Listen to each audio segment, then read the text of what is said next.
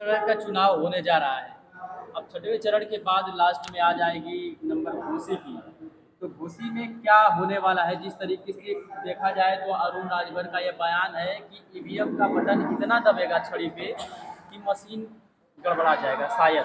तो इस पे आपकी क्या प्रतिक्रिया रहेगी? सबसे पहले तो आप लोगों को धन्यवाद देता हूं और आपके चैनल पर जितने दर्शक देखने वाले हैं उनका भी धन्यवाद करता हूं।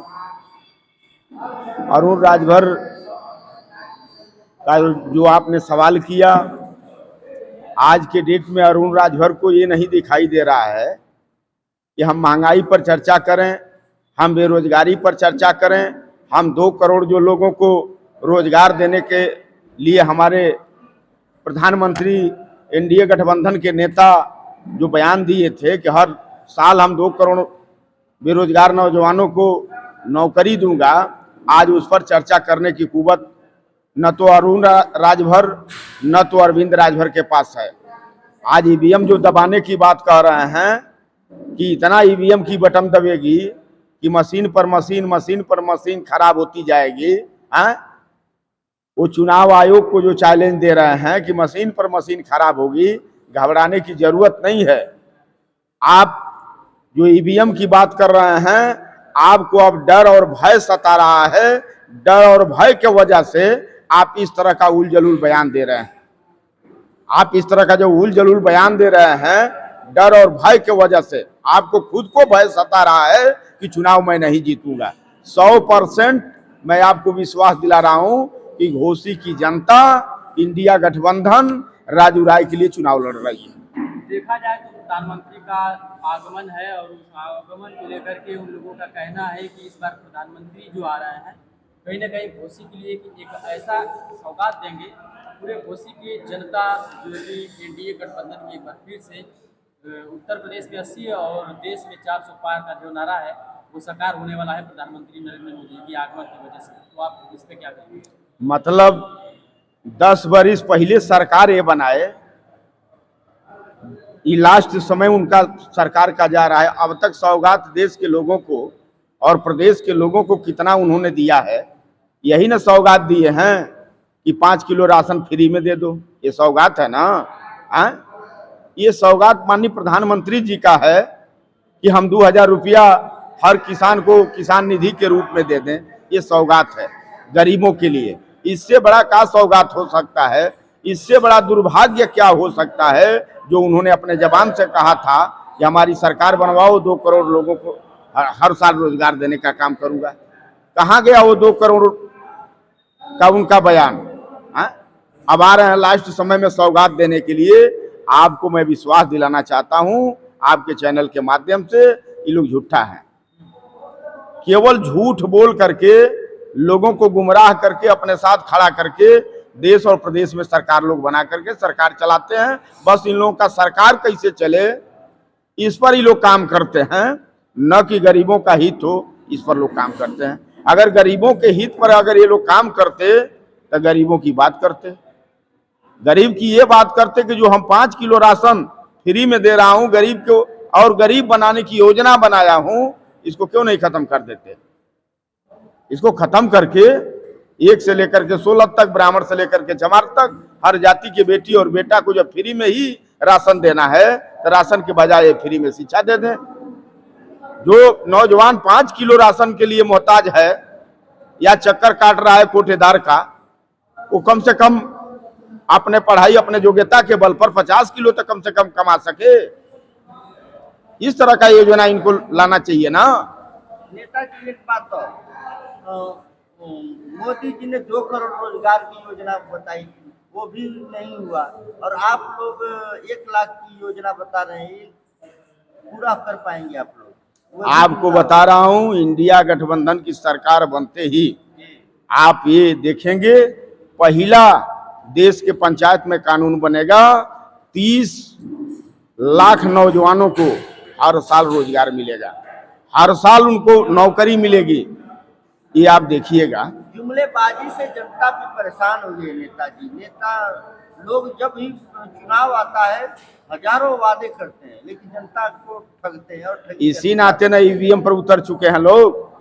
इसी नाते ईवीएम की बात कर रहे हैं कि इतना ईवीएम की बटन दबेगी कि मशीन पर मशीन खराब होगी। अच्छा, देखा जाए नेताजी तो यही वजह है। सवाल है सुमित, जब से आपने समाजवादी पार्टी का दामन पकड़ा, इंडिया गठबंधन का, अरविंद राजभर और अरुण राजभर ये कहते हैं कि ये लोग बस हुआ बना रहे हैं, असल में राजभर समाज इंडिया गठबंधन में कोई है ही नहीं। क्यों? हम राजभर नहीं हैं? या तो उनको मोतियाबिंद हुआ होगा वो तो आप ताकि उनको दिखाई न दे। वो तो आप है ना, और कोई राजभर समाज है ही आई नहीं। हमारे साथ हमारे प्रदेश के प्रवक्ता हैं लल्लन राजभर जी, ये राजभर नहीं हैं। हमारे साथ ये हैं राम प्रवेश राजभर जी, हमारे पास ये हैं बैठे हैं मौके पर बेचू राजभर जी, हमारे पास ये हैं शिवचंद्र राजभर जी बैठे हैं, हमारे पास ये हैं शिवधान राजभर जी हैं, हमारे पास हमारे प्रदेश के अध्यक्ष हैं अरविंद राजभर जी। सब लोग इसी लोकसभा और विधानसभा के हैं ना। तो अध्यक्ष जी, क्या लग रहा है राजभर का जो दावे कर रहे हैं खोखला साबित होगा या असलियत होगा? आप धैर्य रखिए और ज्यादा दिन बीत गया। जी, आप ही लोग बता रहे थे कि 6वां चरण कल होना है और 7वां चरण में आप लोगों का लास्ट चरण में चुनाव है। आप ही बताए इस बात को। तो धैर्य अब कितना दिन रखना है? महज 1 हफ्ता धैर्य रखना है। जिस दिन हफ्ता पूरा होगा उसी दिन वोटिंग होगी। आज 3 दिन और इंतजार करना पड़ेगा, 4 तारीख को काउंटिंग होगा। अब घोसी में ईवीएम की बटन एनडीए की तरफ दबता है कि ईवीएम की बटन इंडिया की तरफ दबता है, अब तो जनता ना डिसीजन लेगी। अब जनता त्राहिमाम कर रही है। 10 वरिष्ठ में आपको पता है 10 वरिष्ठ में कितना बेरोजगार आज रोजगार के तलाश में दर दर भटक रहा है नौजवान।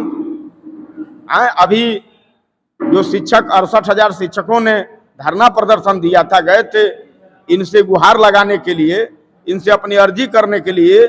जो मंत्री जी बयान देते हैं कि हम बड़बोल नेता हैं, बड़बोलों के जैसा बयान देते हैं, वो नेता की बात आपको बता रहा हूं।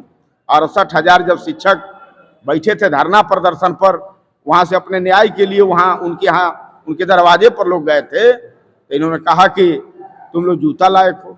अब बताइए, जो गार्जियन अपने बेटा और बेटी को पढ़ा लिखा करके उस लायक बनाया है कि अध्यापक बन करके पढ़ लिख करके अध्यापक बन जाएगा तो परिवार का जीविका चलाने का काम करेगा, वैसे नौजवानों को इनको सिर्फ अपना बेटा दिखाई दे रहा है।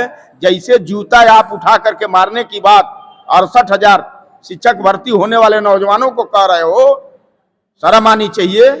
आप क्यों नहीं उठाते हो अपने बेटा के ऊपर जूता जो उल जलूल का बयान देता है? अच्छा जज जी, कभी आप ओम प्रकाश राजभर के दाहिना हाथ हो और आप इतना खफा क्यों हो गए? देख रहे हैं कि बार बार हर जगह आप वार करते जा रहे हैं। ओम प्रकाश राजभर समाज बेचवा, सौदाबाज व्यक्ति, और नहीं अगर सौदाबाज हों, अगर इस बात को प्रमाणित करें तो उनके पास 2 औलाद है, मेरे पास 4 औलाद है। वो भी अपने बेटा को लेकर के खड़ा होकर के और महाराजा सुहेल देव जी की तस्वीर लगा करके कह दें कि 22 के गठबंधन में 17 सीट नहीं मिला था, हमने कार्यकर्ताओं को नहीं लड़ाया, कार्यकर्ताओं का वध करने का काम किया, इस बात का वो कसम खा जाए।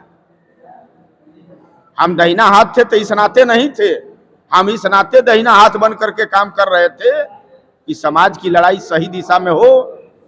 और जिन नौजवानों के बल पर सुहेल देव भारतीय समाज पार्टी खड़ी हुई, वैसे नौजवान सदन तक पहुंच करके गरीबों की लड़ाई लड़ करके गरीबों के बेटी और बेटा को लोग हिस्सा दिलाने का काम करें। हम इसके लिए संघर्ष कर रहा हूँ। अच्छा नेताजी, वो दावा कर रहे हैं कि हम 1,00,000-1,50,000 वोटों से आगे रहेंगे और जीतेंगे, आप क्या कहेंगे? वो जितना से दावा कर रहे हैं ना, मैं दावा कर रहा हूँ कि उतना ही से वो चुनाव हारेंगे।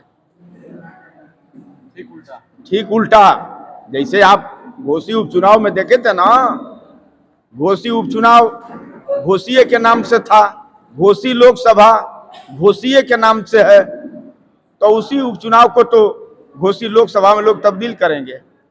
यही रिजल्ट तो है, आप जान लीजिए।